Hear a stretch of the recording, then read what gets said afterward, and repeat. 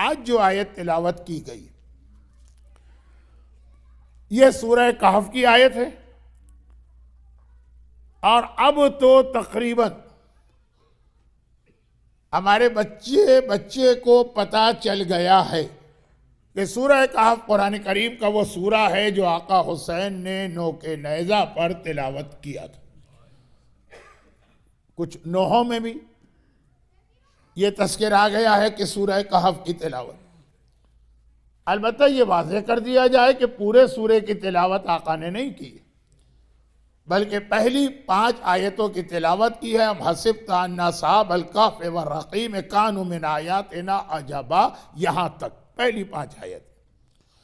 اور جب بات سورہ کہف کی آئی ہے تو ایک مختصر بات اور اس حوالے سے کر لی جائے کہ پہلی 5 آیتیں آقا حسین نے بازار کوفہ میں یا بازار شام میں نوک نیزہ پر کٹے ہوئے سر سے تلاوت فرمائیں، اور اس سورے کی آخری 10 آیتیں ایک ایسے پرابلم کا سلوشن ہے جو یہ کہیے کہ ہمارے اور آپ کا پرابلم ہے۔ دیکھیے، اللہ نے اور اللہ کے رسول نے ہمیں دنیا اور آخرت دونوں کے پرابلمز کے سلوشن بتائیں، بھری پڑی ہیں ہمارے پاس دعائیں۔ ایک زمانے میں ایک کتاب بہت پاپولر تھی، پتہ نہیں اب بھی ہے کہ نہیں، گجراتی زبان میں مجموعہ، اب دعائیں دعائیں دعائیں، ہر سلسلے کی دعائیں۔ اب وہ جو دعائیں ہیں وہ جو پرابلمز کے لیے ہیں وہ ہر زمانے کے مومن کو اس کی ضرورت۔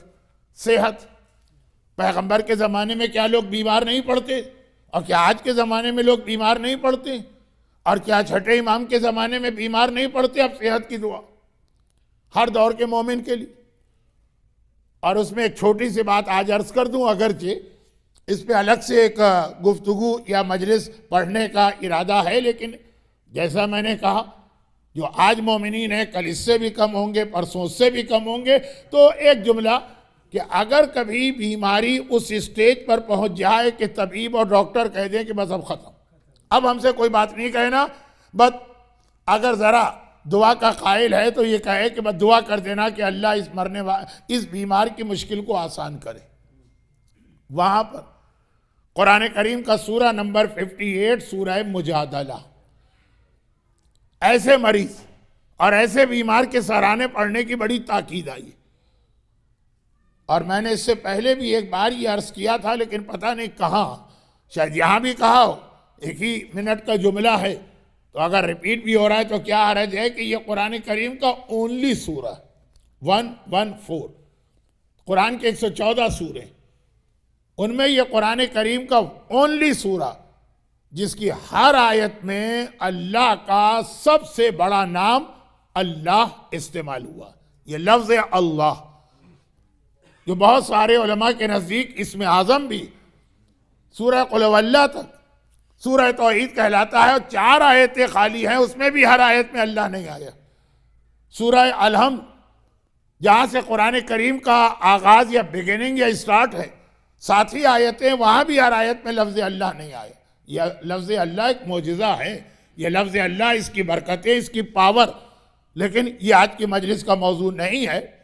سورہ مجادلہ کی ایک خصوصیت ہے جو قرآن کے کسی سورے میں نہیں، نہ الحمد کے سورے میں، نہ سورہ قل هو اللہ میں، نہ سورہ یاسین میں، نہ سورہ واقعہ میں، جو سورے آپ لوگ پڑھتے رہتے ہیں، یہ ہر آیت میں لفظ اللہ، اس میں جلالہ استعمال ہوا۔ خیر، تو اب جو ہمیں اور آپ کو پرابلم پیش آتے ہیں یہ نئے نہیں، یہ اس سے پہلے بھی 100 سال پہلے بھی، 500 سال پہلے بھی، 1000 سال پہلے بھی، امام کے زمانے میں بھی، رسول اللہ کے زمانے میں بھی یہ پریشانیاں پیش آتی تھی، اس کا سلوشن بتاتے جاتے۔ بیماری ہے تو یہ دعا پڑھو، گھر میں اگر روزگار کی کوئی مصیبت و تنگی ہے، یا ایک ایسا جملہ کہہ رہا ہوں اب کہ جو میں واضح نہیں کرنا چاہتا، ہر دفعہ اس جملے کی وجہ سے بلا وجہ ہماری اس مختصر سی کمیونٹی میں اختلاف ہوتا ہے، لیکن وہ بھی ایک پرابلم کہ اگر روزگار ہے لیکن ایسا روزگار ہے جو اچھا نہیں ہے، صحیح نہیں، اور اسے بدلنے کا ارادہ، اب بعض اوقات ایسے حالات ہوتے ہیں کہ آدمی کوئی حرام کام کرنے پہ بھی مجبور ہوتا ہے اور مرجع کی جانب سے فتویٰ بھی آ جاتا ہے، لیکن ایک کنڈیشن ہوتی کہ اب یہ فری ہینڈ نہیں ہے، کوشش کرتے رہو کہ دوسرا کوئی آلٹرنیٹ یا متبادل یا سبسٹیٹیوٹ ملے، کوشش کرتے رہو. تو اب وہ منزل وہاں پر اس کے لیے الگ دعائیں بتائی. ایک ہے روزی کے یا رزق کی دعا، اور ایک ہے کہ آلریڈی آپ کو رزق مل رہا ہے لیکن اس رزق کے اندر کوئی نہ کوئی خرابی. میں لفظ خرابی کو نہیں سمجھا رہا ہوں کیونکہ آج کا اپنا موضوع ابھی میں بہت دور دور اس سے چل رہا ہوں. وَمَنْ يَتَّقِ اللَّهَ يَجْعَلْ لَهُ مَخْرَجًا. ایک کتاب ایسی ہے مجتہد کی یا مرجع کی جو صرف آپ کے لیے لکھی گئی. یہ بمبئی والوں کے لیے نہیں ہے، یہ احمد آباد والے کیا کون سا تاجپور کون سا علاقہ وہاں والوں کے لیے نہیں ہے، یہ لکھنؤ والوں کے لیے نہیں ہے، یہ کراچی والوں کے لیے نہیں ہے. پڑھ سب سکتے ہیں، کام ہر ایک کا کوئی نہ کوئی کام کا مسئلہ مل جائے گا، لیکن اول سے آخر تک پوری کتاب آپ کے لیے، آپ کی خواتین کے لیے ہے، آپ کے بچوں کے لیے، آپ کی بچیوں کے لیے ہے.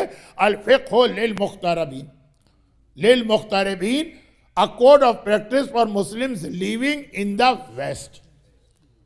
اب اس کتاب کے اندر ایک نوجوان نے سوال کیا کہ میں بڑی پریشانی کے عالم میں ہوں اور اس وقت جو مجھے جاب مل رہا ہے اس میں مجھے شراب سرو کرنا پڑ رہی اور اس کے علاوہ کوئی اور جاب نہیں ہے. تو فتوے میں مجتہد یوزولی یس یا نو. مگر آپ جا کے دیکھیے، میں یہ چاہتا بھی ہوں کہ پبلک جا کے ریفرنس چیک کیا کرے، پڑھنے والا صحیح پڑھ رہا ہے غلط پڑھ رہا ہے. ہماری اگنورنس سے فائدہ اٹھا کر بہت ساری غلط سلط باتیں ممبر سے بھی آپ کو پہنچا دی جاتی. تو اس کے جواب آیت اللہ سیستانی نے یس یا نو تو بعد میں لکھا، پہلے قرآن کی یہی آیت کوٹ کی ہے، وَمَنْ يَتَّقِ اللَّهَ يَجْعَلْ لَهُ مَخْرَجًا. اللہ سے ڈرو، تقوی اختیار کرو، اللہ تمہارے لیے نکلنے کا راستہ بنا دے گا. آج بھی عربی میں ایگزٹ جو ہوتا ہے فری وے سے، آج بھی عربی میں سعودی عرب کی سڑکیں، دبئی کی سڑکیں، ہر جگہ مخرج لکھا ہوتا ہے کہ یہ اس فری وے سے نکلنے کا راستہ. وَمَنْ يَتَّقِ اللَّهَ يَجْعَلْ لَهُ مَخْرَجًا وَيَرْزُقْهُ مِنْ حَيْثُ لَا يَحْتَسِبُ. اور ایسی جگہ سے رزق دے گا تم نے سوچا بھی نہیں ہوگا کہ وہاں سے بھی رزق مل سکتا. فتویٰ دینے کے ساتھ یہ آیت بھی کوٹ کی. تو اب ایک پرابلم، اس کی بھی دعائیں. بیٹیوں کی شادی نہیں ہوتی، دعائیں. شادی ہو گئی لیکن انتہائی نامعقول قسم کا شوہر ملا ہے، ہر وقت ٹینشن اور لڑکی کی زندگی جہنم ہے، دعائیں. اولاد نہیں ہوتی ہے، دعائیں. بہت زیادہ اولاد ہونے لگی ہیں، دعائیں. اولاد ہو گئی ہے لیکن انتہائی نالائق، ناکارہ، دین حق سے ہٹی ہوئی گمراہ اولاد، دعائیں. اب یہ سارے مسئلوں کے لیے ہمارے پاس دعائیں. کوئی دعا کام نہیں آتی جب تک کہ آپ خود بھی اپنا ایفرٹ نہ کریں. وہ ایک الگ ٹاپک ہے، اس مجمع کو بتانے کی ضرورت نہیں ہے. علماء نے پورے عشرے یہاں پہ پڑھیں. لیکن جو بات میں کہہ رہا تھا 1 منٹ کی بات، اس کو پھیلا کے 10 منٹ ہو گئے، بہت زیادہ میں نے پھیلا دیا. کہ اب یہ جتنے پرابلمز ہیں جن کی دعائیں مجموعہ ہے، مفاتیح الجناح ہے، ہر کتاب میں آپ کو ملیں گے. یہ دعائیں ہر دور کے مسلمان کے لیے، کیونکہ یہ پرابلم ہر دور میں رہیں، مور اور لیس. کبھی زیادہ ہو گیا مسئلہ، کبھی کم، لیکن رسول اللہ سے لے کے 11ویں امام سے لے کے غیبت کبریٰ سے لے کے آج تک. مگر ایک مسئلہ ایسا جو پہلے والوں کا نہیں تھا، وہ خاص ہمارا مسئلہ، اور شاید ہمارا بھی نہ ہو، ہمارے بعد والوں کا، لیکن ہے بہرحال ہمارا. اور اس کا جو سلوشن ہے، جو بیسٹ، وہ سورہ کہف کی آخری 10 آیتیں. جتنے اور آپ کے ذہن میں آئیے، سوچئے پرابلم کیا پرابلم. میں ٹائم اگر ویسٹ کرنا چاہوں تو آدھا گھنٹہ صرف ایک لسٹ بتا سکتا ہوں، لیکن نہ میرے پاس ٹائم ہے نہ آپ کے پاس ٹائم ہے. ایک پرابلم، اس کا نام ہے دجال. دجال خاص آخری زمانے کے مومنوں کے لیے، شیطان ہر دور کے انسانوں کے لیے. اعوذ باللہ من الشیطان الرجیم، یہ ہر زمانے کے انسانوں کی دعا. فاستعذ باللہ من الشیطان، لیکن دجال ہر زمانے کے لیے نہیں. دجال آخری زمانے کے مومن کا مسئلہ ہے. تو ہاؤ ٹو سیو یا پروٹیکٹ آور سیلف فرام دجال. دجال سے بچنے کے لیے کون سی دعا؟ دوا بھی کرنا ہے، وہ کوشش، وہ ایک الگ سبجیکٹ ہے، اس پر میرے بہت سارے اشرے. لیکن دعا سورہ کہف کی آخری 10 آیتیں ہر شب جمعہ پڑھا کرو، اور اس کے اور بہت سارے بینیفٹ ہیں۔ تو یہ سورہ کہف اول اور آخر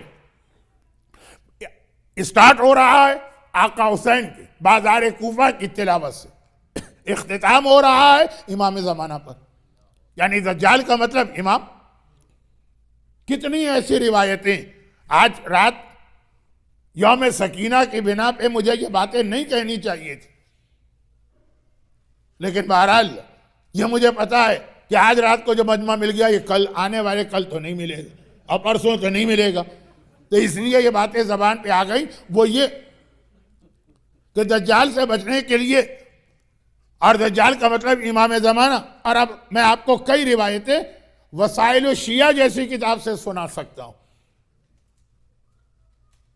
یہ وہ کتاب ہے کہ ہر مرجع کے سرانے ہوتی ہے، فتوے اسی کتاب کو دیکھ کے دیے جاتے ہیں، حدیث کی کتاب، جہاں پہ پیغمبر نے آخری زمانے کی کچھ ایسی نشانیاں بتائیں جو دل میں خوف پیدا کرتی ہیں۔ ایک فیئر دل میں آتا ہے، آدمی کا جسم کانپنے لگتا ہے، یہ خرابی ہوگی۔ مثلا وقت نہیں ہے اور پھر بھی میں بہکا جا رہا ہوں، مثلا بہت زیادہ قتل و غارت گری ہوگی، شیعوں کا خون بہے گا۔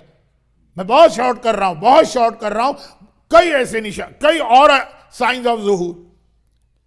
اور جب راوی نے کہا کہ یا رسول اللہ وہ کتنا خراب زمانہ ہوگا، جو بعض روایتوں میں لفظ آیا ہوا شر الازمنہ، تو اس میں سے ایک روایت تو خود مولا علی نے نقل کی ہے، یعنی راوی مولا علی، یہ جملہ ان کا کہ یا رسول اللہ اتنا خراب اور برا زمانہ ہوگا۔ پیغمبر نے کہا لیکن نہیں، وہی بہت اچھا زمانہ ہوگا۔ ابھی تو ساری خرابیاں بتائیں، کہا وہی اچھا زمانہ ہوگا، کیونکہ یہ ساری خرابیاں ہوں گی تو اللہ اپنی آخری حجت کو اور میرے بیٹے کو ظاہر کرے گا، یہ خرابیاں سبب بنیں گی۔ اب آپ انگریزی والے ہیں، مجھے تو انگریزی آتی نہیں، جب کبھی میں نے کچھ جملے بولنے کی کوشش کی، بعد میں پتہ چلا غلط ہی بول کے چلا گیا۔ بلیسنگ ان ڈسگائز ایسا کوئی انگریزی کا محاورہ ہے نا، کہ وہی ساری خرابیاں، کہ سننے والا راوی پریشان ہے، ڈر رہا ہے، خوف ہے اس کے دل میں، اور پیغمبر کہہ رہے لیکن اس لیے بہت اچھا ہے کہ پھر اسی میں تو میرا بیٹا آئے گا۔ دجال جہاں ہم کو ڈرا دیتا ہے، وہاں یہ ایک پیغام بھی دیتا ہے، ہوپ، امید، کہ اب امام آنے والے ہیں۔ مگر یہ تو سورہ کہف کا تھوڑا سا میں نے تذکرہ اس لیے کیا کہ اس سورے کے درمیان پہلی آیت، آخری آیت، اب اس کے بیچ میں بہت سارے اہم میسیجز قرآن نے دیے، بہت سارے۔ مرجعیت کے حوالے سے ہمارے ہاں جو ایک اینٹائی مرجعیت موومنٹ چل رہا، اس کا بھی جواب اس کے اندر ہے۔ تو بہت ساری باتیں ہیں۔ ماہ رمضان میں 30 دن سورہ کہف کی تفسیر کرتا ہوں۔ سوری، آج کل تو لوگ رمضان 30 دن کا ہونے ہی نہیں دیتے، آفٹر 29 ڈیز کہیں نہ کہیں سے چاند کھینچ کے نکال لاتے ہیں، تو بلکہ 28 میں ہی چاند آ جاتا ہے، لیکن خیر پورا مہینہ۔ یہ حضرت عائشہ کا جملہ تھا کہ یا رسول اللہ آپ نے قسم تو 1 مہینے کی کھائی تھی، یہ 29 ڈیز کے بعد آپ نے اپنی قسم توڑ دی۔ پیغمبر نے کہا مہینہ کبھی 29 کا بھی ہوتا ہے، بڑا دلچسپ واقعہ ہے، لیکن آج نہیں۔ تو آج تو بات یہ کہ بہت سارے اہم میسیج ہیں، ان میں سے ایک میسیج یہ، اور اب وہ اس کا ترجمہ، المال والبنون زینت الحیات الدنیا۔ دیکھو تمہارا مال جو ہے یہ دنیا کی زندگی کی زینت ہے۔ یہ مال ہوتا ہے نا تو آپ کے مکان اچھے ہوتے ہیں، یہ مال ہوتا ہے نا تو آپ بہت ساری ڈیری کوئن خرید لیتے ہیں، یہ مال ہوتا ہے نا تو پھر آدمی جو ہے اچھی سے اچھی گاڑیاں لیتا۔ اب یہ BMW سے لے کے، مرسیڈیز سے لے کے، فراری سے لے کے لگمبانی، کون سی وہی گاڑی ہے، خیر اب یہ سلسلہ چلتا، مال ہے نا۔ تاجپور میں تو یہ گاڑیاں نہیں ہوتی ہوں گی، وہاں تو شاید تانگے چلتے ہوں یا رکشے چلتے ہوں یا اسکوٹر چلتا ہو یا جو بھی اس کو کہیں گے۔ کہا یہ دنیا کی زندگی کی زینت ہے۔ لیکن پھر قرآن ایک اور بات کہہ رہا ہے، والبنون، اور تمہارے بیٹے، اولاد نہیں، بیٹے دنیا کی زندگی کی زینت۔ خاص طور پر آج بھی انڈیا اور پاکستان میں آپ کی بیٹیاں کچھ بھی پڑھ جائیں وہ زینت نہیں ہوتی، لیکن بیٹا یہ ڈاکٹر ہے، وہ چارٹرڈ اکاؤنٹنٹ ہے، اور وہ مثلا اتنا IT کا ماہر ہے، ایک باپ خوشی محسوس کرتا ہے، فخر ہوتا ہے، سینہ تان کے نکلتا ہے۔ اب یہ قرآن کا میسج سنی، مال اور بیٹے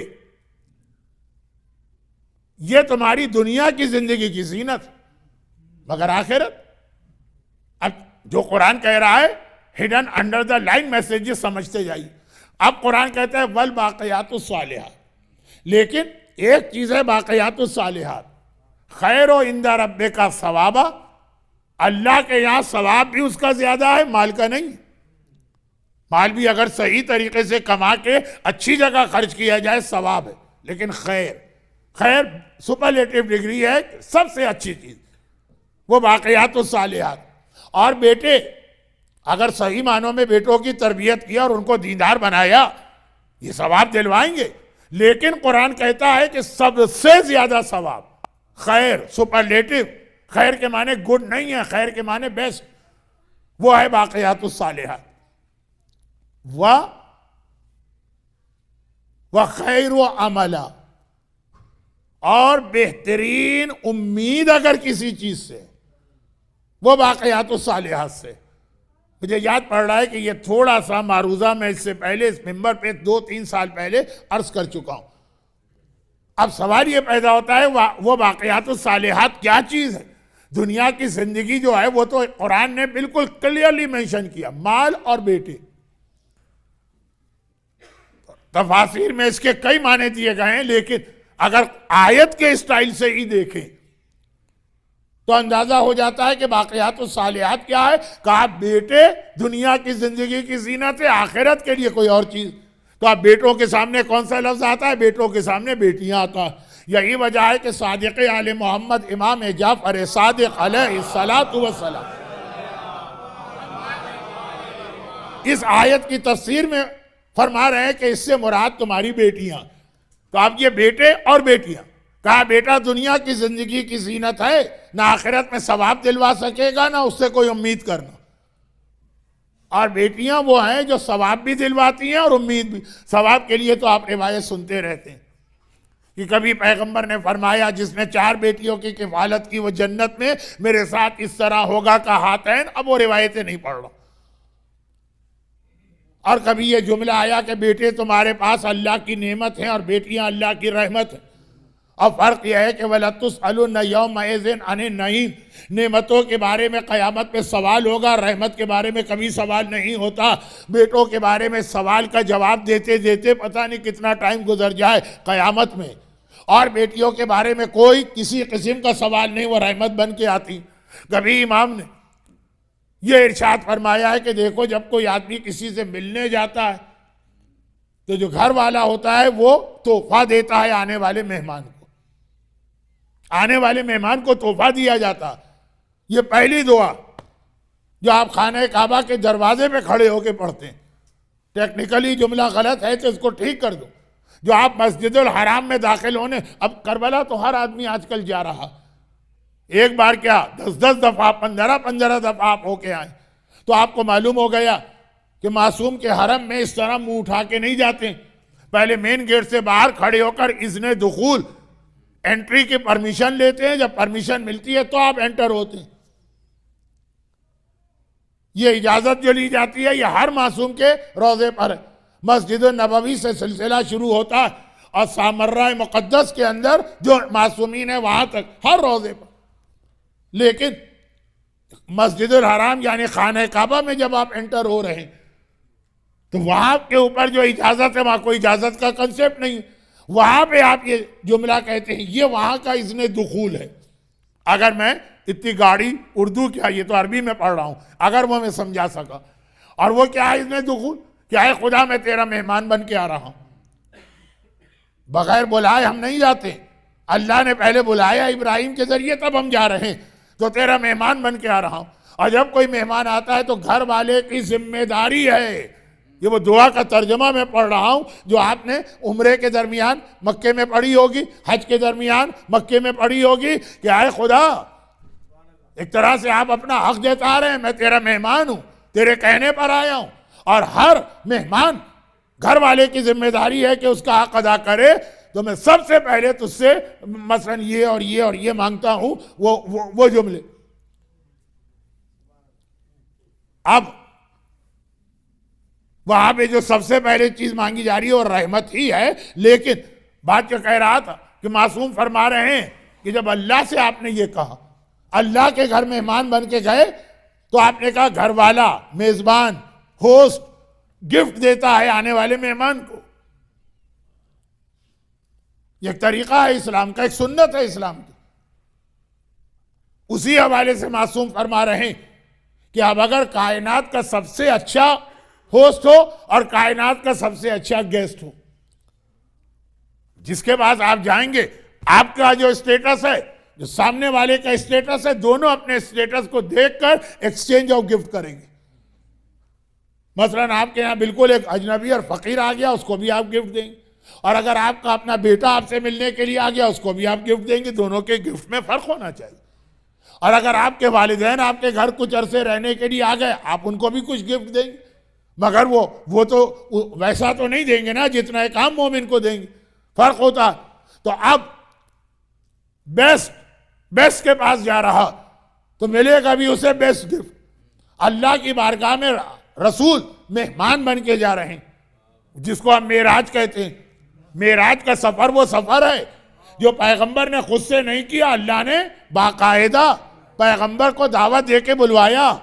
اور دعوت دینے کے بھی دو طریقے ہیں. اس معراج کو اگر میں آگے بڑھاؤں تو آج کی مجلس کا وقت رہ جائے گا. انشاءاللہ کل اور پرسوں تھوڑا سا اس کا تذکرہ کسی اور کانٹیکس میں ہوگا، لیکن اتنی سی بات سن لیجیے کہ خالی ایک تو ہوتا ہے کہ آپ کسی کو دعوت دے دیں، بھائی کل میرے گھر میں ایک فنکشن ہے، آ جانا. یہ بھی آپ نے دعوت دی، انوائٹ کیا. اور ایک جس کا آپ کو بہت زیادہ خیال ہے. ہمارے ساتھ یہ ہوتا ہے. ایسے لوگ ہیں جو ہمارا خیال کرتے ہیں. سب نہیں ہے کہ جو قبر کے سانپ و بچھو سے ڈر کے ہمارا چہرہ بھی دیکھنے کو تیار نہیں ہیں. وہ کیا کرتے ہیں؟ مولانا کل ہمارے یہاں فنکشن، خالی اپنا پرسنل نہیں، 22 رجب کی نیاز ہے مثلا، یا مجلس ہے، مجلس تو امام کی ہے، لیکن نہیں، میک شور کرنے کے لیے کہتے ہیں کہ مولانا آپ کو کل آنا ہے اور ہم سواری بھجوائیں گے، ہماری طرف سے سواری آئے گی، پک کا انتظام کریں گے، آپ آ جائیے گا. تو اللہ نے خالی بلایا نہیں ہے بلکہ باقاعدہ سواری براق بھی بھجوائی ہے، اور براق چلانے والا ڈرائیور جبرائیل بھی بھجوایا ہے، اور پھر رسول کو بلایا. تو پیغمبر کا اسٹیٹس واضح ہو رہا ہے کہ خالی دعوت نہیں دی، انویٹیشن نہیں ہے، ساتھ میں سواری بھی بھجوائی گئی ہے. یہ تو کوئی وی آئی پی مہمان ہوتا، اس کے لیے انتظام کیا جاتا ہے. تو اب کائنات کا بیسٹ ہوسٹ تو اللہ، تو کہنے کی ضرورت نہیں. اور کائنات کا بیسٹ گیسٹ رسول اللہ، سب سے افضل ہے کائنات میں.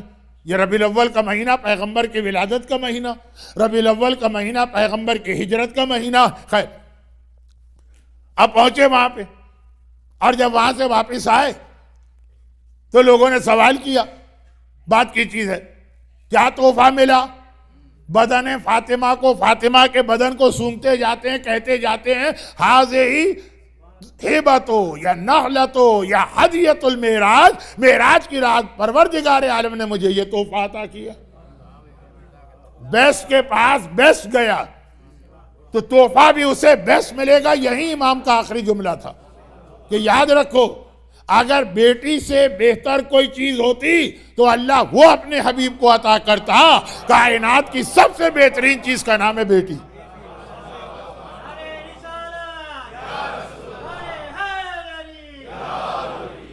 اب یہ شہزادی کی عظمت تو ہے کہ معراج میں ملی، لیکن ہمارے اور آپ کے لیے بھی پیغام ہے، بیٹیاں باقیات الصالحات ہیں، بہترین تحفہ پروردگار ہیں. ثواب بھی تمہیں اس میں زیادہ ہے، اور امید. اب امید کو ذرا سا سمجھا دوں تو پھر حسین کی بیٹی کی طرف میں آتا ہوں. امید، بیٹے بھی والدین کی مدد کرتے ہیں، لیکن زیادہ امید نہ رکھیے گا، وہ کسی اور کے انفلوئنس میں بھی آ جاتے ہیں. آپ کا ہنسنا بتا رہا ہے کہ آپ میں سے ہر ایک پہ ہی گزر چکی ہے. خیر، تو خلاصہ یہ ہے کہ وہ ہر ایک کے انفلوئنس میں آتے ہیں، انفلوئنس میں. اور بیٹیاں پریشر میں آتی ہیں پھر بھی والدین کی خدمت کرتی. اب میں اس کی دو مثالیں دے رہا ہوں. مثالیں کیا مطلب؟ ایک دنیا کی اور ایک آخرت کی.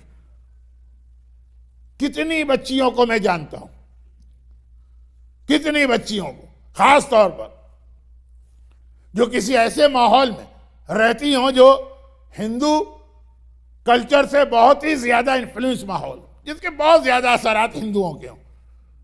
اب ہندوؤں کے ہاں تو یہ ہے کہ بیٹی کو رخصت کر دیا، جہیز وہیز دے کے چیپٹر کلوز کرو، باپ کی میراث میں سے بھی کوئی حصہ نہیں ملے گا، اور اب اس کا باپ سے کوئی تعلق نہیں رہا. مجھے آپ کے احمد آباد کا نہیں پتا ہے، لیکن ہمارے یہاں کراچی میں جو خوجہ کمیونٹی رہتی، وہاں پہ باپ بیٹی کے گھر جا کے پانی تک نہیں پیتے کہ نہیں آپ بیٹی کا گھر ہے، وہ پرایا گھر ہے، وہاں پانی بھی نہیں پیئیں گے. پرانے بزرگ، پرانے مزاج کے لوگ، پرانے سے مطلب یہ ہے کہ ان کی وہی ایج ہے جو آپ کی ایج ہے، آپ بھی پرانے لوگ ہیں. خیر، تو خلاصہ یہ ہے کہ یہ اسلام تو نہیں ہے، یہ ہندو مذہب یا ہندو کلچر. جب میں بیٹی کو رخصت کر دیا، جہیز کا مطلب ہی یہ ہے کہ بعد میں کچھ نہیں دینا میراث میں، گھر میں جا کے پانی بھی نہیں پینا. تو اب جہاں پہ ہم مومن ہیں، اہل بیت کے شریعت کو ماننے والے، دین اسلام پہ عمل کرنے والے، لیکن وہ جہاں پہ وہ پرانے خیال ہوتے ہیں، وہاں اب تک یہ مسئلہ کہ لڑکی گئی شادی ہو کے شوہر کے گھر میں، اب وہ سسرال کا پریشر ہوتا ہے کہ زیادہ میکے کی کیئر نہ کرنا، اب تمہارا ان سے کوئی تعلق نہیں ہے. وہ فلموں میں بھی بالکل ڈائلاگ آ جاتے ہیں کہ باپ بھی کہتا ہے بیٹی جا رہی ہے تو جہاں تمہاری ڈولی گئی ہے وہیں سے تمہارا ڈولا نکلے مثلا، اب ہمارا تعلق نہیں، اب یہ ہے تمہارے ماں باپ. اور بعض ساس تو بڑی خونخوار ہوتی ہیں، واقعاً بڑی خونخوار ہوتی ہیں. سانس یہ لفظ جو ہے میں نے استعمال کیا، مجھے نہیں پتا کہ خونخوار کو آپ کی بھاشا میں کیا کہتے ہیں، لیکن یہ جو کہا جاتا ہے کہ مدر ان لا، اس کے الفاظ کو اگر آپ ترتیب دیں تو ویمن ہٹلر بنے گا نا. یہی تو الفاظ کو اگر آپ ری ارینج کریں تو واقعاً وہ ہٹلر ہی لگتی ہیں. اب وہاں پہ پریشر ہے، لیکن میں جانتا ہوں میرے پاس کیس آتے ہیں.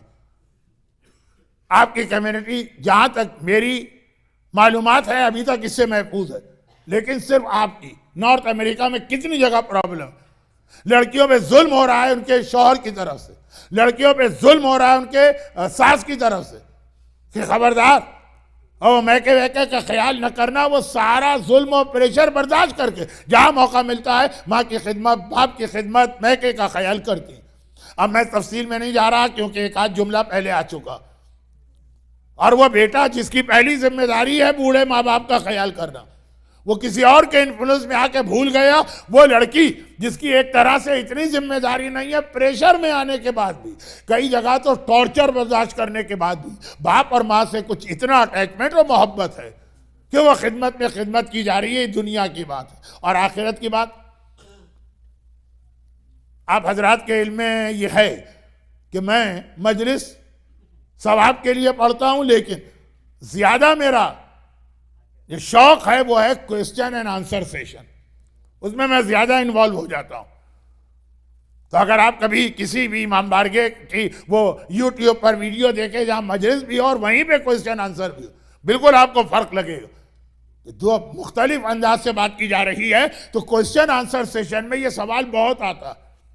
لڑکیاں پوچھتی کہ ہمارے باپ کا انتقال ہو گیا تو باپ کی قضا نماز تو بڑے بیٹے پر واجب ہے، نہیں پڑھ رہا ہمارا بھائی، وہ اپنی نماز پڑھ لے تو بڑی بات ہے، وہ باپ کی نماز نہیں پڑھتا، ہم پڑھ سکتے ہیں. جس پر واجب نہیں ہے بھائی، ہم تو بہت خوش ہوتے ہیں نا جس دن ہمیں پتا چلے فلاں چیز ہم پہ واجب نہیں رہی،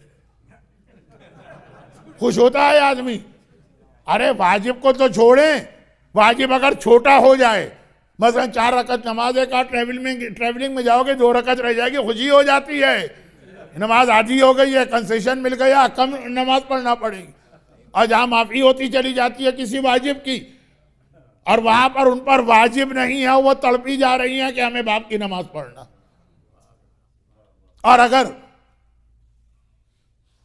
باپ کا نہ صحیح تو سوال کرتے ہیں کہ باپ کی نماز تو میرا بھائی اگر پڑھ لے تو ماں کی نمازیں کون پڑھے گا؟ میں پڑھنا چاہتی ہوں.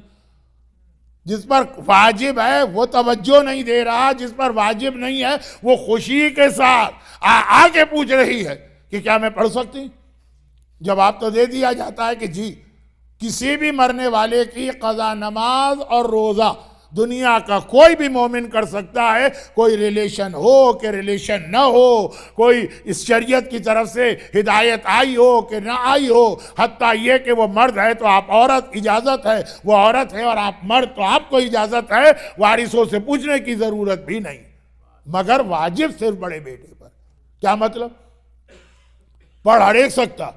قیامت میں خدا سوال صرف بڑے بیٹے سے کرے گا، بیٹی سے نہیں کرے گا. تو اب یہ بیٹیاں کیوں تڑپی جا رہی؟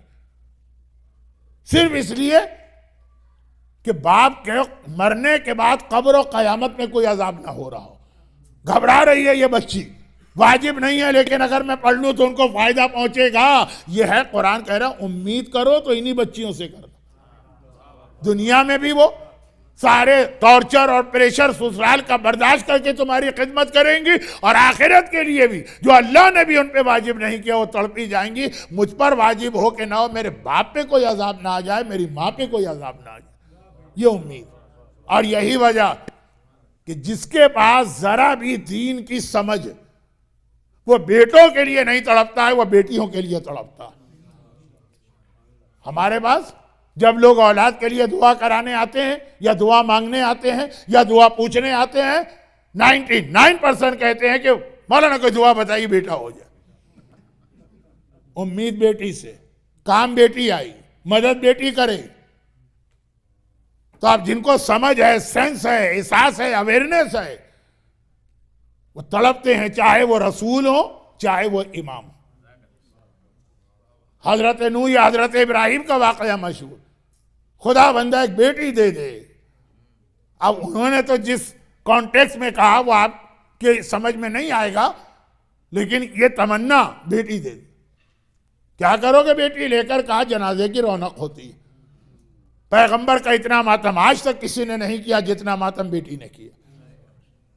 لیکن ابھی میں منزل مصائب سے ذرا دور ہوں، ابھی تو بات شروع ہوئی.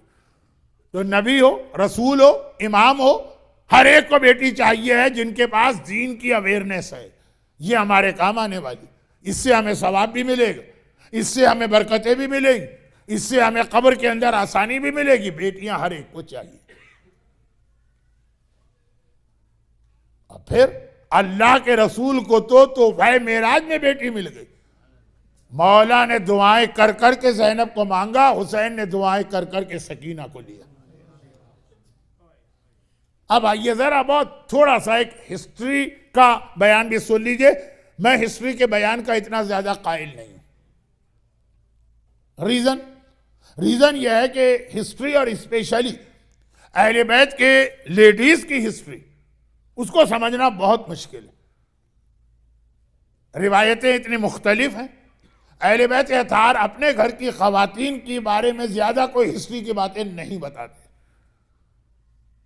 اب عام راوی وہ بھی کوئی اہل بیت کے گھر میں تو نہیں جاتے ہیں، وہ سنی سنائی باتیں ہوتی ہے. تو روایتیں اتنی زیادہ مختلف ہو جاتی ہیں کہ نمبر 1 آج 1400 سال بعد اس میں ڈیسیجن لینا بہت مشکل ہے کہ صحیح کون ہے غلط کون. اور نمبر 2 جب روایتیں بہت مختلف ہو جاتی ہیں تو آپ کو کوئی روایت سنائی جائے، آپ نے آج تک دوسری روایت سنی، تو ذرا سا لوگ ہسٹری کا مسئلہ ہے دین کے بارے میں شک میں پڑ جاتے ہیں. اب میں مزید بتاؤں گا 1-2 دن کے بعد جب مجمع بہت کم رہ جائے گا. ابھی تو کیونکہ جو اصل جس کام کے لیے مجمع آیا. روایتیں یہ ہیں کہ حضرت ابراہیم اپنی اولاد کو لے کے مکے میں پہنچے، اور جس دن مکے میں انٹر ہو رہے ہیں، یہ آج کا مکہ نہیں سمجھیے، عالیشان عمارتیں، بہترین ہوٹل، 7 اسٹار رہنے کی جگہیں، ایک کونے پہ KFC ہے، دوسرے کونے پہ البیگ ہے، تیسرے کونے پہ پیزا ہٹ ہے. یہ والا مکہ نہیں سمجھیے. مکہ نام کی کوئی چیز ہی اس وقت دنیا میں نہیں تھی. کوئی کنسٹرکشن نہیں، کنسٹرکشن تو چھوڑیں، کوئی درخت نہیں، کوئی جھاڑ نہیں، کوئی پودا نہیں، کوئی گھاس نہیں. ارے کوئی دن کے وقت شیڈ کے نیچے بیٹھنا چاہو تو کہیں شیڈ نہیں ہے، کھلا میدان اور ڈیزرٹ. اور یہ میں نہیں کہہ رہا، ابراہیم خود کہہ رہے. جب آ رہے ہیں مکے میں تو کہتے آ رہے رب انی اسکنت من ذریتی بواد غیر ذی زرع. اے خدا میں اپنی اولاد کو لے کر ایسی جگہ آیا ہوں جہاں گھاس کی ایک پتی بھی نہیں، اور اکلوتا بیٹا ہے. ایسا نہیں کہ 10-12-15 بیٹے ہیں، چلو ایک بیٹا مر بھی گیا تو کیا رہے. ایک بیٹا، خالی اکلوتا بیٹا. اس وقت تک تو دوسرے بیٹے اسحاق پیدا نہیں ہوئے تھے، اسماعیل. اور یہاں چھوڑ کے جا رہے ہیں. اب بہت اہم اس میں میسیج ہے، لیکن وہ چونکہ آج کا موضوع نہیں ہے، وہ کل یا پرسوں میں بتاؤں گا. اس لیے بتاؤں گا کہ اتفاق سے نارتھ امریکہ میں 4 جگہ میں نے یہ پڑھا تو چاروں جگہ لوگوں نے بہت پسند کی. لیکن یہ الگ بات ہے، میرا ایکسپیرینس ہے کہ جو چیز کہیں اور پسند کی جائے وہ آپ کو بہت ناپسند ہوتی ہے، اور جو چیز آپ بہت شوق سے سنتے ہیں میں کہیں اور پڑھوں تو لوگ ناپسند کرتے ہیں. خیر، تو اب وہ ایک الگ بات ہے. ابراہیم بیٹے کو اور بیوی کو لائے، ہاجرہ کو، دونوں کو یہاں بٹھا دیا. کہاں بٹھا دیا؟ جہاں گھاس کی ایک پتی بھی نہیں ہے، سر پہ ذرا سا سایہ بھی نہیں. مگر حکم خدا ہے، ان کو یہاں چھوڑ کے چلے گئے. پھر وہ زمزم کا پانی نکلا، مکہ شہر آباد ہوا. لیکن جب مکہ شہر آباد ہوا، کیونکہ پہلے زمانے کے ڈیزرٹ میں پانی سب سے بڑی دولت ہوتی، یہ پانی جب نکلا تو یہ دیکھ کے اطراف کے بہت سے قبیلے آ گئے. حضرت حاجرہ نے کنڈیشن لگائی، تم یہ پانی یوز کر سکتے ہو اور یہاں پہ رہ سکتے ہو، مگر چونکہ یہ پانی نکلا میرے بیٹے کی وجہ سے، اور یہ جو شہر آباد ہوا، جو پہلا ٹینٹ لگایا وہ میرے بیٹے نے لگایا، یہ میں نے لگایا اپنے بیٹے کے لیے، اس لیے یہاں کے مالک ہمیشہ ہم رہیں گے. سب نے مان لیا، سب نے مان لی. لیکن 2 جنریشن اور 3 جنریشن گزر گئی، مکہ بہت آباد ہو گئے. اب جو نئے لوگ آئے یا وہی پرانے لوگوں کی جو نئی جنریشن آئی جن کو پوری ہسٹری نہیں پتا، اس وقت ہسٹری اہم بن جاتی ہے، انہوں نے ایک مرتبہ ایک دوسرے سے کہا کہ یہ کیا ہے؟ مکہ اس کا جو سب سے پرائم لوکیشن ہے، جہاں کی ریل اسٹیٹ کی ویلیو سب سے زیادہ، صرف ایک خاندان وہاں پہ قبضہ کر کے بیٹھا ہوا ہے، وہ ساری ان کی ملکیت میں پورا، یعنی اصل تو خانہ کعبہ ہے نا، تو اس کے قریب کا جتنا علاقہ ہے وہ اولاد اسماعیل کی ملکیت میں. ان کی دادی حاجرہ اسی کنڈیشن پر دوسروں کو رہنے کی پرمیشن دے چکی. اب تو بھول بھال گئے، 3 جنریشن ہو گئی، بھول گئے یا پتہ ہی نہیں ان کو. بھول کا مطلب ہے کہ تھا بھول، معلوم تھا اور بعد میں یاد نہ رہا، لیکن نئے بچوں کو معلوم ہی نہیں. چنانچہ اب آبجیکشن ہونے لگے، سب کو برابر کا شیئر ملنا چاہیے، زمزم سب کے لیے برابر ہونا چاہیے، پراپرٹی سب میں برابر تقسیم ہونا چاہیے. اولاد اسماعیل سے کہا، انہوں نے منع کر دی.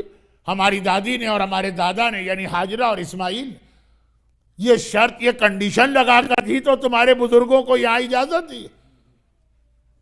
اب جب آدمی کے پاس آرگومنٹ نہ ہو تو وہ لڑنے پہ آ جاتا ہے. طاقت ہوتی ہے، چیخنا آتا ہے، ہاتھ چلانا آتا ہے، مائٹ از رائٹ، جس کی لاٹھی اس کی بھینس.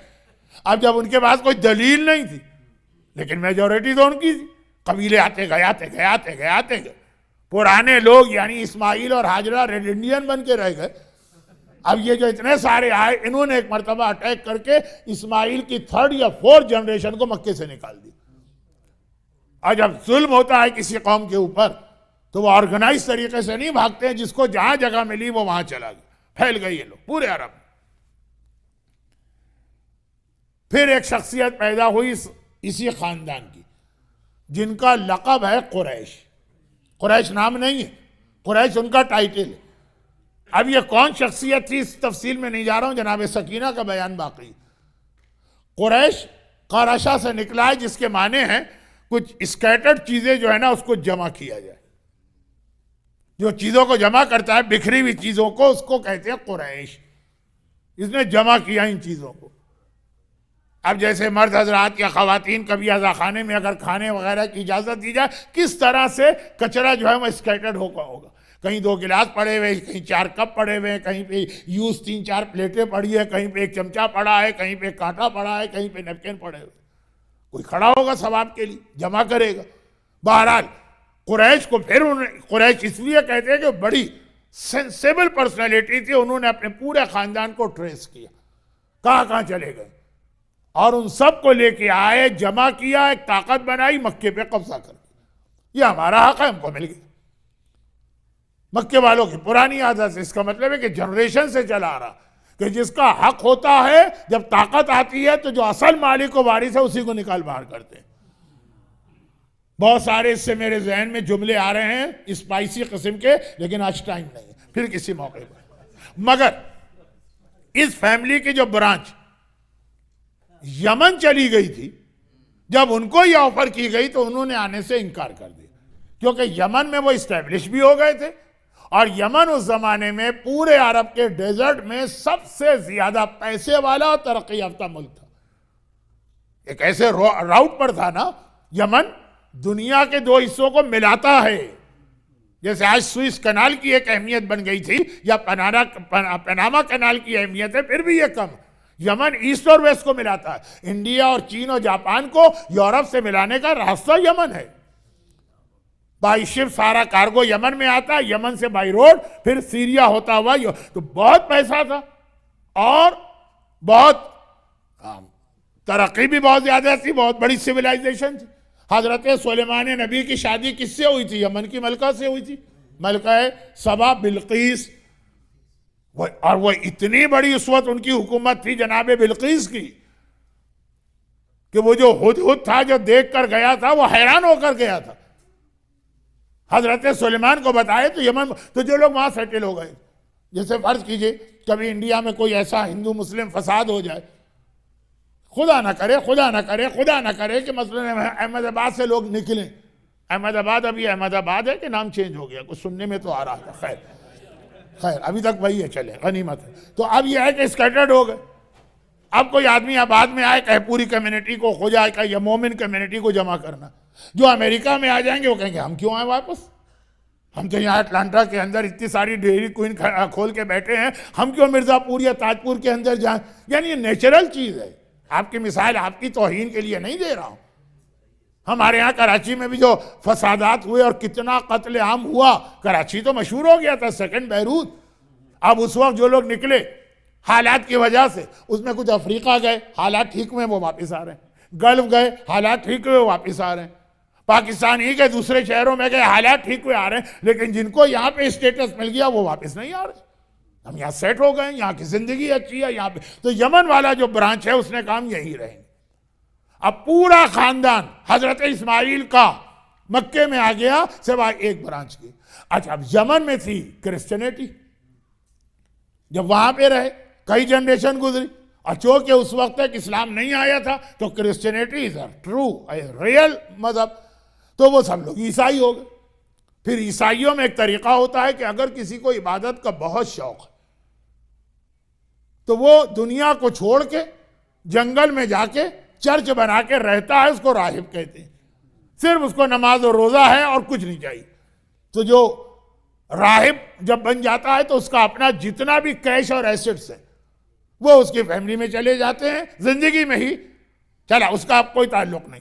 اب یہ لوگ پہلے عیسائی بنے، یہ پہلا مرحلہ تھا، صحیح مذہب تھا، صحیح تھے، جنتی تھے، اور پھر اس کے بعد جب زیادہ ریلیجن ان میں آ گیا تو اب یہ لوگ راہب بننے لگے۔ یمن میں پیسہ ہی پیسہ ہے، کیونکہ ایسے ٹریڈ روٹ پر ہے، چین اور انڈیا اور جاپان کو ملاتا ہے یورپ سے، تو تجارت ساری وہاں سے ہوتی، جو بزنس مین ہے وہ پیسوں میں کھیلتا، راہب بنے، اس کی جائیداد اس کے خاندان میں آ گئی دوسرے لوگوں، اور پھر یہ سلسلہ بڑھنے لگا، جنہیں اس کا مزہ آ جائے نا نماز و روزے کا، پھر ان کا دنیا میں دل نہیں لگتا، یہاں تک کہ اس فیملی کے 100 آدمی راہب بن گئے، سب کی دولت، فیملی ہی نہیں رہی، پہلے تقسیم ہوتی تھی، اب کس میں تقسیم ہو، ایک ہی آدمی آخر میں بچا تھا، خویل، یہ ساری دولت ان کے پاس آ گئی۔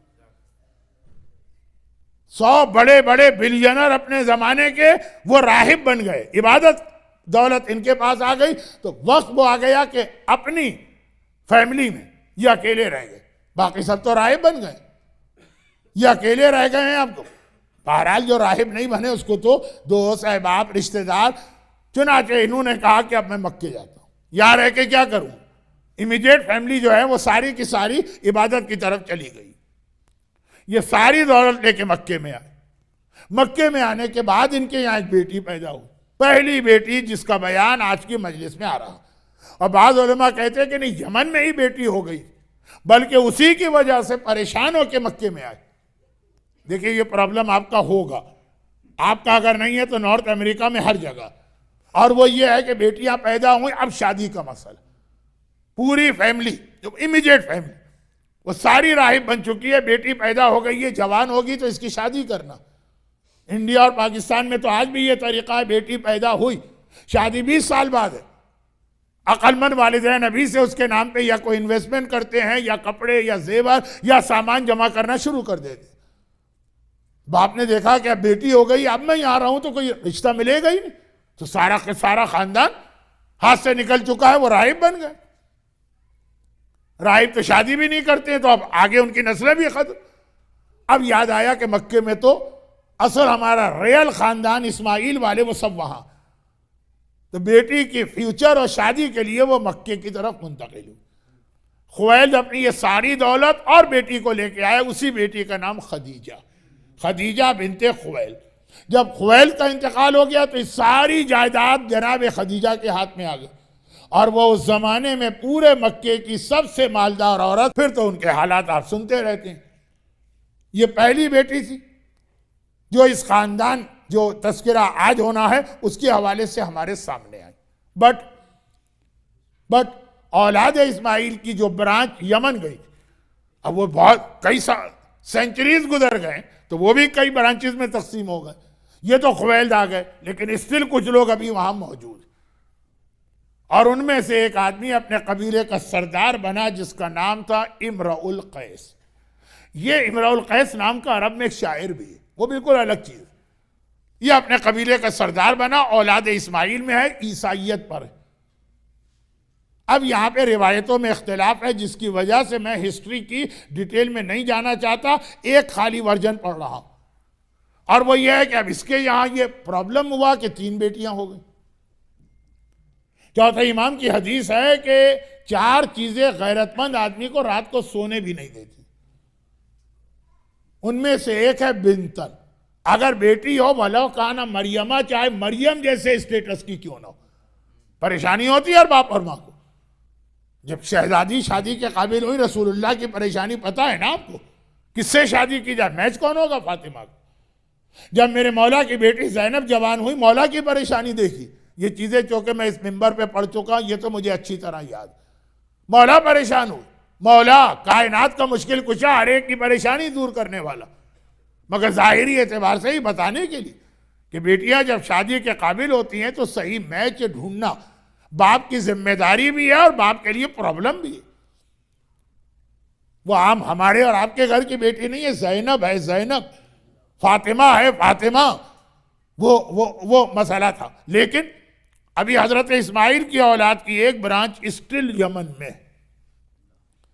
خویل تو آ گئے کیونکہ ان کا جتنا کٹم یا خاندان تھا وہ سب راہب بن گئے. یہ اپنے قبیلے میں ہے، اس کا قبیلہ راہب نہیں بنا. 3 بیٹیاں اس کو مل گئی، مہیا، سلمہ، سلامہ. ایام ازا کے پہلے عشرے میں جناب قاسم کے حالات میں نے ایک ہلکا سا اشارہ کیا تھا. چلے خیر، بیٹی پھر ایک دم سے اچانک بیوی کا انتقال ہو گیا. بیٹیوں کی شادی میں زیادہ تر عورتوں کا رول ہوتا ہے، وہی جا کے بیٹوں کی شادی میں بھی ہوتا ہے، وہی جا کے بہو کا انتخاب کرتی اور اپنے حساب سے بیسٹ بہو لاتی. چندے آفتاب چندے مہتاب میں بہت ذرا سی ثقیل یوپی کی اردو بول رہا، اور یہ کہ ماتھا چاند اور تھوڑی تارا اور پتہ نہیں کیا کیا فضائل ہوتے ہیں. شادی کے 1 ہفتے کے بعد وہی چڑیل اور بھتنی بن جاتی ہے، لیکن وہ ایک الگ اسٹوری. اب ماں کا انتقال ہو گیا تو 2 مسئلے ہو گئے. بیٹیوں کی شادی تو کرنا ہے، جو کام عورتوں کے کرنے کا جو وہ ایزیلی کر سکتی، عورتیں زیادہ مناسب ہوتی ہیں اس کے لیے. آج بھی آپ دیکھیے میرے پاس تو باقاعدہ پوری کیلکولیشن ہے. انٹرنیٹ کی جتنی بھی ویب سائٹ میچ میکنگ کے نام سے ہیں 90% میں بعد میں طلاق ہوئی، اور بہت جلدی. تو اب وہ والدین کا تجربہ، خاص طور پہ عورت، تو وہ بیوی بھی مر گئی، اور ایک نہیں 3 بیٹیاں. 3 میں ایک چھوٹی ہے لیکن 2 تو جوان ہیں. اور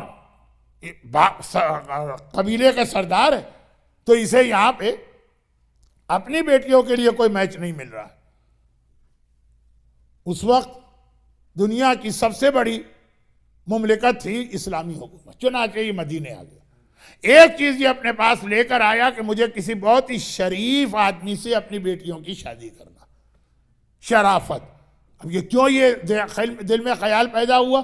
وہ حضرت اسماعیل کی ایک وصیت تھی اولاد کے نام، وہ پڑھنے کا وقت نہیں، ورنہ جناب سکینہ کے حالات رہ جائیں گے۔ شریف مدینے آیا، یہ اپنی قوم کا سردار ہے، عیسائی قوم کا، یمن۔ مدینے آیا تو پہلے یہ سوچا کہ شریف تو اپنے اسٹیٹس کا، یہاں کے سردار کو جا کے دیکھو۔ اچھا ہم لوگ شریف کسے کہتے ہیں؟ ہم لوگ شریف کہتے ہیں جس کے پاس پیسہ ہو۔ غریب آدمی آ جائے دروازے سے دھتکار کے نکال دیا جاتا ہے۔ پیسے کا نام ہے شرافت۔ پیسہ جو ہے، مولانا محترم بیٹھے ہوئے ہیں تو یہ فارسی کا شعر آپ کو سنائیں گے، جس میں شاعر کہتا ہے کہ اے دولت اے زر، تو خدا نہیں ہے لیکن ستار العیوب ہے اور قاضی الحاجات ہے۔ جس کے پاس پیسے آ جائے اس کے سارے عیب چھپ جاتے ہیں، جو اللہ کی خاصیت ہے وہ عیب کا چھپانے والا۔ پیسے آ جائیں تو پھر دیکھیے، اور کبھی دو پیسے والوں میں مقابلہ ہو تو یہ ہے کہ تھوڑے سے پیسوں سے وہ رہ جاتا ہے۔ کہ ایک صاحب گئے تھے آکشن کے اندر، ایک بہت ہی پرانی تصویر تھی لیکن تصویر سے لگ رہا تھا کوئی کنگ ہے، کوئی بادشاہ ہے اپنے زمانے کا۔ کتنے کی ہے؟ کہا کہ بھئی یہ تو $10,000 کی ہے۔ کہا کہ یہ تو خیر زیادہ ہیں، میں 9,000 تک دے سکتا ہوں۔ اس نے کہا کہ نہیں 9,000 نہیں، چلے جاؤ، چلے گا۔ پھر ایک اور آدمی آئے، کتنے کی ہے؟ 10,000 کا، یہ مجھے دے دو۔ لے لی، اپنے گھر میں لگائی۔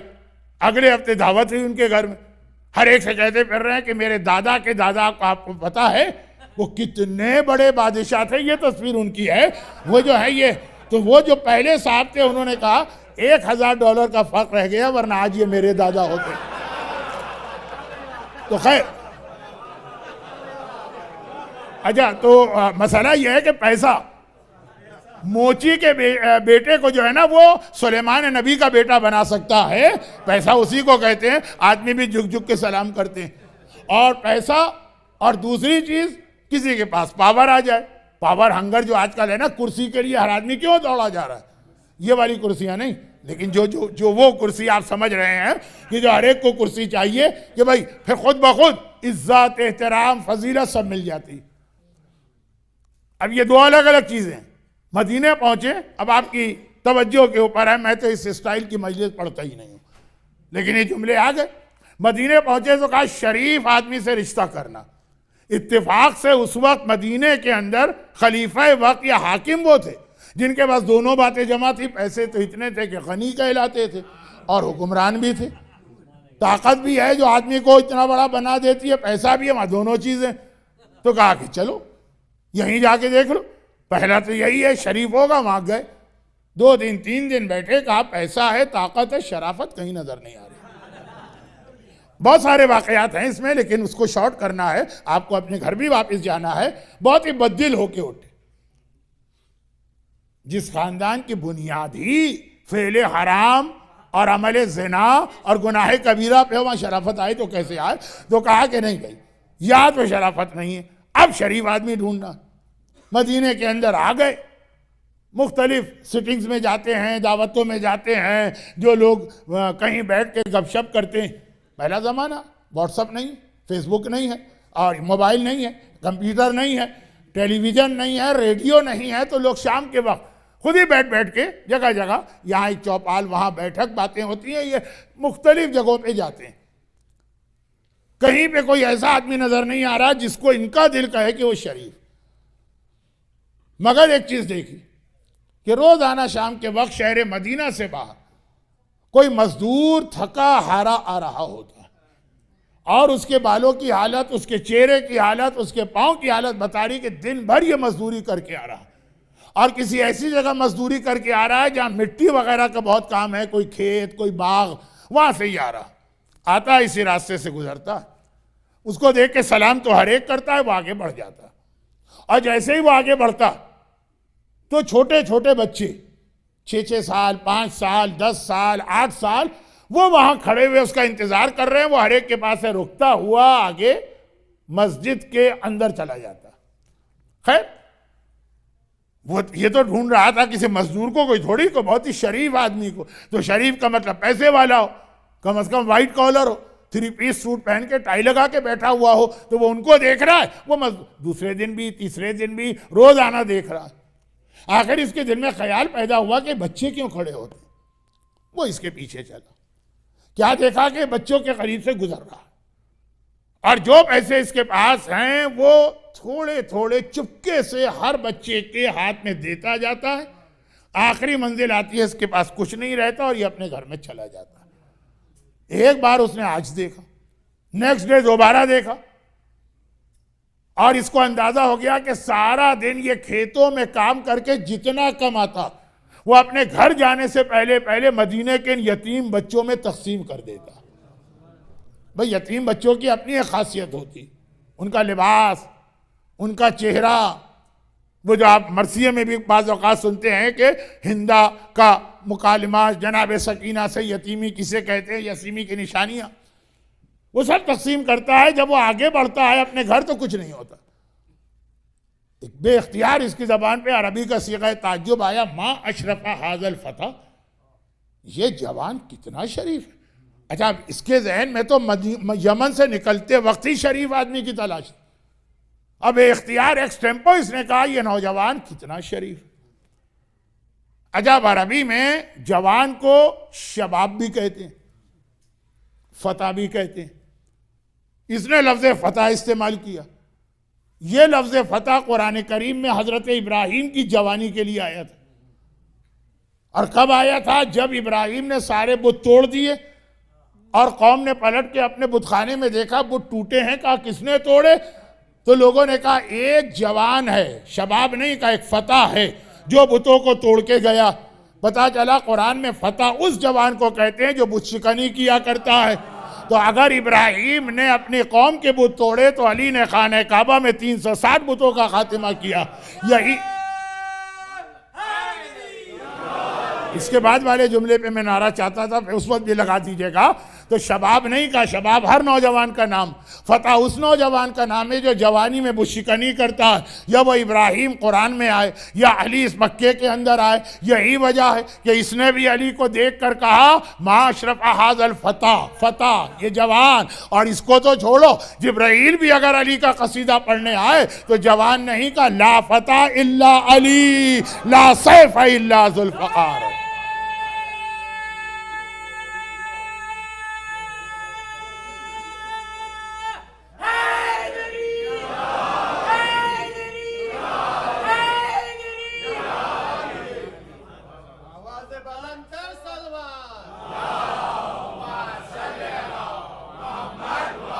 جو لوگ کل نہیں آئیں گے نا تو یہ آج تھوڑی مجلس میں ان کو سنا رہا ہوں تھوڑی سی زیادہ، تو یہ کل والی بات بھی آج کر رہا ہوں، بات ختم ہو جائے۔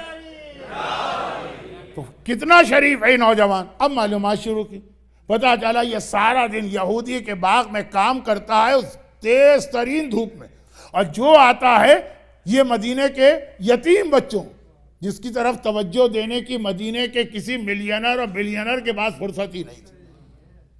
یہ جو زمانہ ہے تیسری خلافت کا، مدینے میں پیسہ چھلک رہا تھا، مگر وہ یتیم بچے یہ ان کو دے کے گھر جاتا ہے، گھر میں اس کے بچے فاقہ کرتے ہیں، خالی آج جاتا ہے وہاں کچھ نہیں ہوتا۔ 3 دن یہ منظر دیکھا، چوتھے دن آیا، اور آنے کے بعد کہا کہ میں آیا تو کسی اور مقصد سے تھا، لیکن اب اس سے پہلے ایک اور مقصد میرے ذہن میں آ گیا۔ آیا تھا میری 3 بیٹیاں، 2 جوان ہیں، ایک بہت چھوٹی، ماں مر چکی، میں نے سوچا کہ ان کی شادی کر دوں، لیکن جب میں نے آپ کو دیکھا کہ یہ ہے اسلام تو اب میری خواہش ہے کہ پہلے تو میں اسلام قبول کر لوں، شادیاں وادیاں بعد میں ہوتی رہیں گی۔ دیکھیں یہ کردار ہوتا ہے جو لوگوں کو مسلمان بناتا ہے، اور علی یہی خواہش اپنے شیعوں سے بھی کر رہے ہیں، لیکن یہ بات کل یا پرسوں آئے گی۔ تو کہا کہ پہلے اسلام، علی کے ہاتھ پہ اسلام قبول کیا، کہا میری 3 بیٹیاں۔ مولا نے کہا تو نے اتنی بڑی نیکی کی، اسلام دنیا کی سب سے بڑی نیکی ہے، نماز سے بڑی نیکی، حجاب سے بڑی نیکی، غریبوں کی مدد سے بڑی نیکی، چنانچہ اب میں یہ چاہتا ہوں کہ جو تیری بیٹیوں کا مسئلہ ہے وہ اپنے خاندان سے تیرے خاندان کو ملا کے حل کرو۔ پوچھا کیا مطلب؟ کہا تیری بڑی بیٹی کتنے سال کی ہے؟ اس نے ایج بتائی، ماہیہ، کہا کہ میں اس سے شادی کرتا ہوں۔ دوسری بیٹی سلمہ، وہ ایج کافی کم تھی، کہا یہ میرے بیٹے حسن مشتبہ سے میچ کرتی. تیسری بیٹی وہ تو ابھی 4 یا 5 سال کی ہے، کہا یہ شادی کے قابل نہیں. تو اس نے کہا کہ میں اپنی بیٹیوں کی شادی کر کے چھوٹی بیٹی کو کہاں لے جاؤں؟ کہیں نہ لے جاؤں، وہ اپنی بہنوں کے ساتھ رہے گی، وہ ہمارے گھر میں رہے گی، وہ ہمارے خاندان کا جز ہے. اب تیری ذمہ داری ختم ہے، اب یہ ذمہ داری علی کے کندھوں پہ آ گئی ہے. اور پھر پہلی بیٹی کی شادی علی سے ہوئی. دوسری بیٹی کی شادی امام حسن سے اس طرح ہوئی کہ جناب قاسم انہی سے پیدا ہوا. اچھا ایک بات اور یاد رکھیں، ٹائم نہیں ہے اس لیے میں تفصیل میں آج نہیں جا رہا ہوں، کل پرسوں جاؤں گا جب ٹائم بھی ہوگا اور مجمع بھی نہیں ہوگا. اور وہ یہ ہے کہ عرب میں ایک عام طریقہ جو ہمارے آج بھی ہے، اور وہ یہ ہے کہ بچیوں کے اور عورتوں کے کئی نام رکھے جاتے ہیں. اہل بیت کے خاندان میں آپ کو بہت ملے گا. امام کی والدہ کا نام کیا ہے؟ تقریباً ہر امام نے ایک کتاب میں کچھ لکھا، ایک میں کچھ لکھا، ایک میں کچھ لکھا. لوگ کنفیوز ہوتے ہیں. لیکن اگر عرب کا ان کے ذہن میں کلچر ہو تو وہاں ایک بچی، ہمارے یہاں بچی کا ایک نام پیدا ہوتے ہیں والدین اپنی پسند سے رکھتے ہیں. ایک نام پھر وہ جو عدد کے اعتبار سے نکالا جاتا، اور ایک نام پکارنے کا رکھا جاتا. 3-4 نام ہوتے ہیں. یہ عرب میں بہت پہلے سے. چنانچہ ان سلمہ کا نام رملہ بھی ہے کچھ کتابوں میں، نجمہ بھی ہے کچھ کتابوں میں، سب ایک ہی کے نام. اور ام فروہ بھی ہے کہلائیں، اور یہ قاسم کی ماں. لیکن وہ جو چھوٹی بچی 4 سال کی تھی اب وہ 16-17 سال کی ہو رہی، مگر مولا کی شہادت ہو چکی. 9 سال بعد آقا حسن کی شہادت ہو چکی. لیکن بڑی بہنیں زندہ ہیں نا. چنانچہ اس کے بعد سلامہ جن کا اصلی نام ہے، ان کا رشتہ آقا حسین سے ہوتا ہے، اور اس گھر میں آ کے وہ ام رباب کہلاتی ہیں. ام رباب حسین کے گھر میں آئیں. بہت ساری باتیں میں نے آج ایسی کر دی جو مجھے نہیں کرنا چاہیے تھی، تاکہ ام رباب اور سکینہ کا ذکر زیادہ ہوتا. لیکن خیر اب تو جو ہو گیا سو ہو گیا. اور پھر پروردگار نے اس گھر میں آنے کے بعد انہیں 2 تحفے عطا کیے. ایک کا نام سکینہ ہے جو بیٹی پہلے پیدا ہوئی، اور ایک کا نام علی اصغر جو بالکل کربلا جانے سے 2 ویک پہلے ایک بچہ پیدا ہوا. اچھا یہ آپ کے علم میں ہے ہی تو مجلسوں میں بہت پڑھا جاتا. مولا حسین کو اپنے والدین سے اتنی محبت تھی. باقی چیزیں تو آپ سنتے ہیں کہ جتنے اپنے بیٹے پیدا ہوئے سب کے نام علی رکھے، اور جتنی بیٹیاں پیدا ہوئیں سب کا نام فاطمہ رکھا. بلکہ چوتھے امام سے کسی نے پوچھا تھا، مولا ہم تو بہت الجھ جاتے ہیں کہ آپ کے بابا کے 3 بیٹوں کے نام علی ہیں تو واقعات بھی مکس اپ ہو جاتے ہیں، اور بیٹیوں کے نام فاطمہ ہیں واقعات مکس اپ ہو جاتے ہیں. چوتھے امام کا ہی جملہ تھا. جہاں تک مجھے یاد پڑتا ہے شہید ثانی نے شرح لمع میں تسمیۃ المولود کے چیپٹر میں نقل کی ہے یہ روایت، اور کہا ہے چوتھے امام نے فرمایا تمہیں کیا پتا میرا بابا اپنے باپ سے کتنی محبت کرتا تھا. اگر 100 بیٹے ہوتے تو 100 کے 100 کا نام علی رکھتے، اور اگر 100 بیٹیاں ہوتی تو سب کا نام فاطمہ رکھتے. لیکن اب ایک مسئلہ کہ اب اگر 100 تو چھوڑیں، ابھی جتنے ہو گئے سب کے نام علی رکھیں. آقا حسین کسی کام کے لیے آواز دے بیٹا علی ادھر آنا، تینوں کو دوڑ کے جانا پڑے گا. جتنے بیٹی فاطمہ ذرا فلاں کام کرانا، سب کو جانا پڑے گا. باپ پکار رہا ہے اور امام باپ پکار رہا. تو جس گھر میں ایک نام کے کئی بچے ہوتے ہیں وہاں پرابلم ہے. تو اب فرق کرنے کے لیے ہر ایک کو ایک ساتھ میں ایک ٹائٹل دیا گیا، علی اصغر، علی اکبر، علی اوسط. یہ آج ہمارا موضوع نہیں. اور ہر بیٹی کو فاطمہ کے ساتھ فاطمہ کبریٰ، فاطمہ صغریٰ، فاطمہ سکینہ. سکینہ کے معنی دل کو سکون پہنچانے والی. لیکن کہا جاتا ہے کہ ان کے 2 نام اور تھے. فاطمہ اصلی نام تھا، سکینہ آقا حسین کی اس حدیث کی وجہ سے کہ جب کبھی ام رباب اپنے میکے جاتی، ماں تو مر چکی تھی، بوڑھا باپ ہے یا بڑی بہنیں، اور سکینہ کو اپنے ساتھ لے کے جاتی ہیں تو پھر اس گھر میں میرا دل نہیں لگتا. یہ حسین کا گھر، یہ بیت عصمت و طہارت و وحی و قرآن. حسین کہہ رہے ہیں یہاں میرا دل نہیں لگتا. یا تو یہ کہ رباب جائیں بچی کو چھوڑ جائیں، کیونکہ یہ بچی حسین کو اتنا سکون پہنچاتی کہ نام ہی سکینہ. عربی میں ایک لفظ ہے رقت، اردو میں بھی ہے رقت، طاری ہونا، رونا. جب یہ بچی بہت رونے لگی، کب؟ تو اس کا نام رقیہ بھی ہو گیا. بہت جلدی جلدی میں اس منزل پہ آ رہا ہوں، کچھ باتیں اگر رہ گئی ہیں تو بعد میں بھی بیان ہو سکتی ہیں۔ سکینہ تو ابھی نام رکھا گیا کیونکہ بچی پیدا ہوئی۔ with due respect، فاطمہ کبریٰ کو سکینہ نہیں کہا، بہت فضیلت والی خاتون۔ فاطمہ صغریٰ کو سکینہ نہیں کہا، اس بچی کو سکینہ کہا۔ کچھ اتنا، یہ بچی حسین کے دل کے سکون کا سبب بنی۔ یہ جملہ چھوٹا نہیں۔ میں جناب خدیجہ کے لیے ایک جملہ اکثر کہتا ہوں نا، اسی سے اس کو ملائیے۔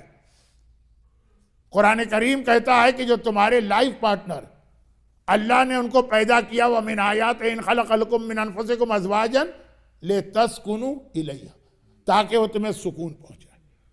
تو اکثر ایک جملہ کہتا ہوں، رسول اللہ رحمت للعالمین ہیں، وہ ساری کائنات کو سکون پہنچاتے ہیں، اور خدیجہ اس کا نام ہے جو سکون پہنچانے والے رسول کو سکون پہنچاتے ہیں۔ حسین ساری کائنات کے لیے سکون کا باعث۔ حسین کا نام ہی زخمی دل کے لیے مرہم ہے، مگر سکینہ وہ ہے جو حسین جیسے سکون پہنچانے والے کے لیے اتنا سکون لائی کہ ٹائٹل ہی پڑ گیا سکینہ۔ اور پھر تو علی اصغر، لیکن وہ تو آج کے موضوع سے ہٹ گئے۔ جب اہل بیت کی بچیاں قید ہو کے زندان شام پہنچی، آپ خود دیکھ رہے ہیں کہ مجھے ایک دم سے جمپ لگانا پڑی، لیکن غلطی میری تھی۔ شروع میں نے کچھ زیادہ بیان موضوع سے ہٹ کے کر دیا، اب تو جو ہو گیا سو ہو گیا۔ اب وہاں شام کے لوگ جو ہیں، ان کو خاندان اہل بیت کی ہر بیوی کا نام نہیں پتا۔ کیسے پتا ہو؟ یہ لوگ یہاں رہتے تو نہیں، قیدی بن کے آئے، قید خانے میں پہنچا دیے گئے، تو اب ان کو نام نہیں پتا۔ پہچان کے لیے انہوں نے مختلف طریقے اختیار کیے۔ بھئی زینب تو ٹھیک، کیونکہ زینب کی آواز سنی، زینب کا خطبہ سنا، زینب کا لہجہ سنا، علی یاد آ گیا کہ یہ تو علی کی بیٹی ہے۔ اب یہ جو چھوٹی بچی ہے، نام فاطمہ ہے، پیار سے سکینہ کہتا ہے بابا، لیکن شام والوں کو تو نہیں پتا، خاص طور پر اس لیے کہ اس چھوٹے سے قیدیوں کے قافلے میں فاطمہ نام کی تو کئی بچی ہیں۔ ان کو صرف ایک چیز پتا ہے، یہ بچی روتی بہت ہے،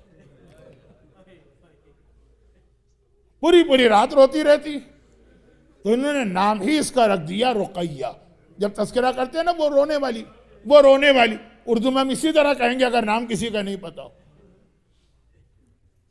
چنانچہ بعض علماء یہی جواب دیتے ہیں کہ زندان شام کی جو قبر ہے اس پر رقیہ کا نام کیوں لکھا، یا وہاں کے لوگ، عرب لوگ رقیہ کیوں کہتے ہیں؟ وہاں کے لوگوں نے تو رقیہ ہی کہا، اتنا زیادہ اس کا رونا سنا۔ یہ بچے، ایک چھوٹا سا واقعہ تو ضرور پڑھوں گا، بہت چھوٹا۔ اہل سنت کے ایک بڑے مشہور مصری عالم ہیں محمد عبدہ، 100 سال پہلے کے ہیں محمد عبدہ، اہل سنت کے ایک عالم ہیں، مصر کے رہنے والے۔ انہوں نے کتاب لکھی ہے فضائل بنات الحسین، حسین کی بیٹیوں کے فضائل۔ اس میں جناب سکینہ کے حالات میں ایک مختصر واقعہ لکھا، زندان شام کا واقعہ، یعنی میں مصائب پہ آ چکا ہوں، اور وہ یہ واقعہ لکھا،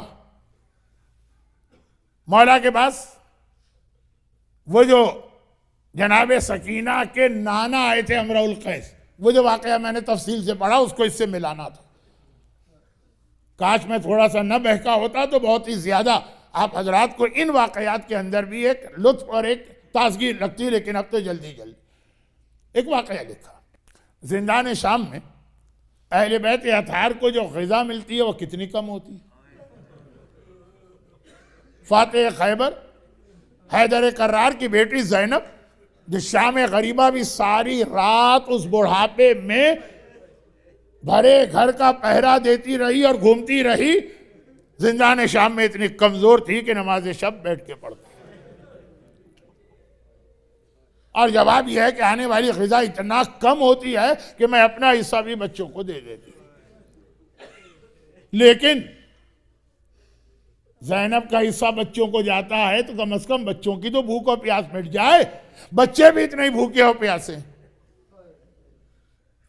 فضائل و بنات الحسین کا ایک چھوٹا سا واقعہ، بہت چھوٹا سا، روزانہ شام کے وقت جہاں کہیں کوئی چیز تقسیم ہوتی ہے اور لوگوں کو پتہ چل جائے کہ 2 بجے مثلاً یا 4 بجے مثلاً یہ نیاز، یہ تبرک تقسیم ہوگا، تو آہستہ آہستہ خبر پھیلتی ہے تو اسی ٹائم پہ لوگ آتے ہیں۔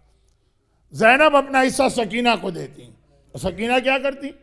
کتاب کا میں نے حوالہ دے دیا، تفصیل کا واقعہ نہیں پڑھ رہا، مختصر جتنا بھی سکینہ کو ملتا صرف اتنی غذا کے سوسائڈ یا خودکشی نہ ہو وہ تو استعمال کرتی، باقی جتنی غذا ہوتی ہے وہ جمع کرتی، اور روزانہ شام کے وقت ملک شام میں شہر دمشق میں زندان کے دروازے پہ پہنچتی ہیں، اور جو شام میں یتیم بچے ہیں اپنے حصے کی خوراک وہ اس جالیوں والے دروازے سے ہاتھ بڑھا کر ان بچوں کو دیتی جاتی ہے۔ ایک دن نہیں، جتنے دن سکینہ زندہ رہی اور اس قید میں رہی۔ جو دادا علی کا طریقہ تھا کہ سارا دن محنت و مزدوری کر کے جو کمایا وہ سارا ان یتیموں کو دیا، وہ پوتی سکینہ میں آپ کو قید خانے میں نظر آئے گی۔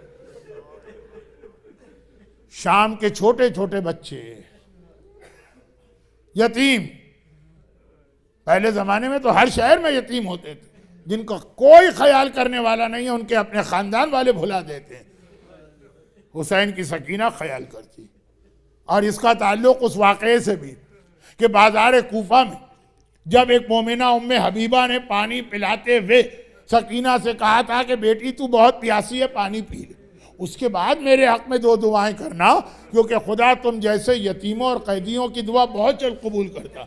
سکینہ نے پانی پینے سے انکار کر دیا، پہلے دعائیں بتا، پہلے تیرے حق میں دعا دی جائے گی پھر پانی پیا جائے گا۔ یہ مشکل کشا علی کی وہ ساری خاصیتیں ہیں جو اس کی مشکل کشا پوتی سکینہ میں آئی۔ میں نے اس لیے کہا کہ آج بھی سکینہ کا واسطہ اور وسیلہ دے کے بارگاہ الہی میں دعا کریں، آپ کی دعا کتنے جلد قبول ہوتی ہے۔